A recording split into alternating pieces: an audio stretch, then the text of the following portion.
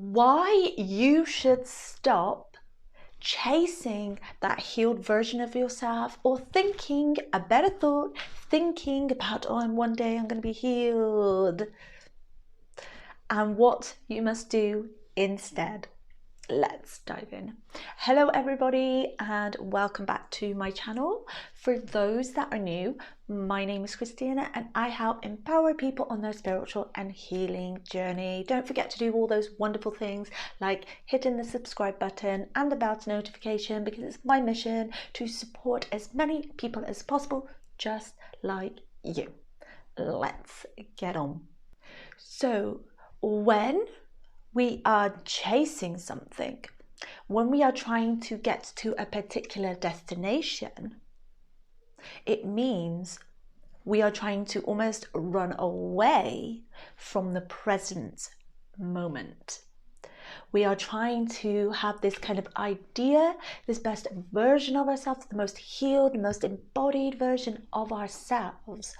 But what this is signaling is that we are actually in lack. We are actually trying to chase that version of ourselves, and rather than be in the present moment and actually be with our emotions and witness the emotions that may come up for us on our healing journey. And when we are chasing something constantly, when we are trying to kind of be that best version of ourselves, we are kind of suppressing and trying to reject or deny more emotions, because we are trying to push away so then we can have this final destination moment, not the film by the way, this moment of like, I'm finally healed, I'm this best healed version of myself. But we are pushing away the emotions. We are suppressing that emotions. And if you found yourself at a roadblock right now with your emotional healing, and you struggle to get into your body and witness anything, I am hosting a 5-day free emotional reset challenge. On these 5 days, which will be from the 31st of July to the 4th of August, we will be diving into, the first day is about the nervous system and the body, understanding what, like, when we get triggered, the dysregulated state. The second day, I believe, is understanding your emotional beliefs and discovering your triggers. The third day is meeting your inner child. The fourth day, I will guide you through a simple breath work practice to reset yourself. And on the 5th day, I'll be sharing some embodiment practices for permanent change. If you want to join a like-minded community filled with people that are all on their healing journey so they can have a more peaceful inner world, click the link in the pinned comments below to sign up now. And remember, it's absolutely free. Because when we are trying to chase something, it's like we're swimming against something that is constantly pushing us back, which is often the fact that we haven't gone within, we haven't sat with our emotions, we are denying the present moment. So us simply chasing a version of ourselves just means we are in lack. So when we are in lack, we give off the frequency of lack, and then we attract more things that reflect that back to us, that we are in lack, that we aren't healed yet, and that we still got more work. So instead of constantly chasing that healed version of ourselves, because it's kind of like always this point I've got to go to, this next step and the next step, and healing isn't a destination. We're not going to one day just wake up and be like, woohoo, I'm finally healed. What it does, but what healing is a non-linear process. And we go step by step, and sometimes we get off the rails, sometimes we get back on. But if we're chasing constantly, we are causing ourselves more suffering, because we have that desire. Our ego is attached to some outcome, some desire, because it doesn't want to experience the present moment, because the present moment is often the most uncomfortable, particularly for people that are on their healing journey. And I get it, we don't want to feel emotions, we don't want to see our shadows, we don't want to witness anything because it's uncomfortable, it's painful. But that's where the magic happens, is when we begin to drop the attachments to some outcome and actually drop into our bodies in the present moment.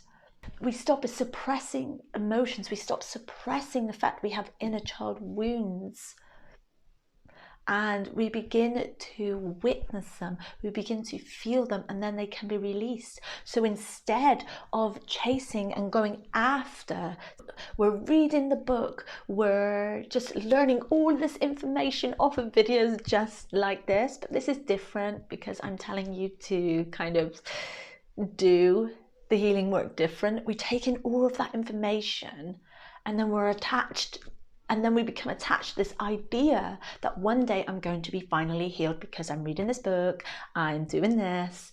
But we are constantly trying to chase that version of ourselves. So instead we come back into presence, allow things to come up. So when we experience presence, what am I feeling in my body right now? What am I witnessing? You just close your eyes. What am I witnessing? What's my body need right now? Is there any kind of memory surface? Is there anything uncomfortable that may surface? Because when I find that I'm feeling uncomfortable in the present moment, I try to keep myself busy because we don't want to feel. And I think that's like most people. We just want to distract ourselves from like moments. Or I go and get a cup of tea. If I feel any boredom, I go and get a cup of tea. Particularly when I'm playing with my son on the floor, I start to experience some boredom. And what do I do then? Is I go to get a cup of tea, because I don't want to experience the present moment, because I don't want to witness that. I'm bored and anything may come up. We often distract ourselves because we don't want to be alone with our own thoughts, our own feelings. Because sometimes those thoughts may be coming up from the shadow. We don't want to accept or witness that a thought from your shadow may come up, or that a thought or a sensation, a feeling, a desire, some lust that may come up in the present moment. But when we drop into the body, stop chasing and witness the present moment, nothing else exists outside of the present moment, because it doesn't.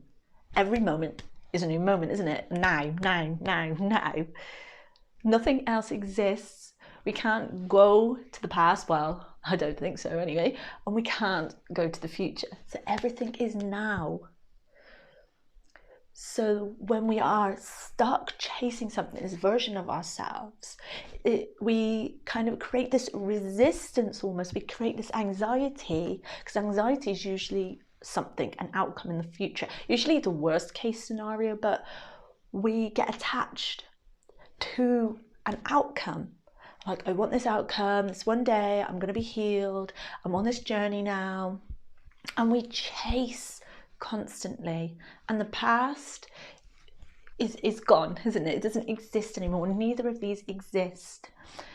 And so when we're in the present moment, we can finally kind of let go of grief, guilt, pain, or anxiety in the future. So this means about sitting with ourselves in the present moment.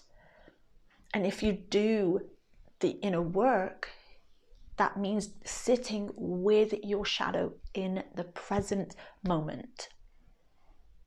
So when we do this instead, we stop suppressing anything, we stop denying anything exists, and we allow it to witness it. We allow it to be felt.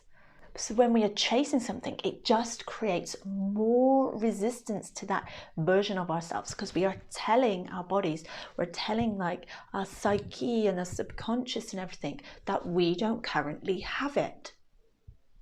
It's like swimming against the current, isn't it? You're trying to get to this destination, but you can't quite reach it because you are telling yourself you don't currently have it. So instead of chasing, we sit with the shadow, we come back into the present moment and just be. So that leaves us at the end of today's video. If you want to continue this story about chasing the healed versions of ourselves and shadow work, check out this video next. Much love.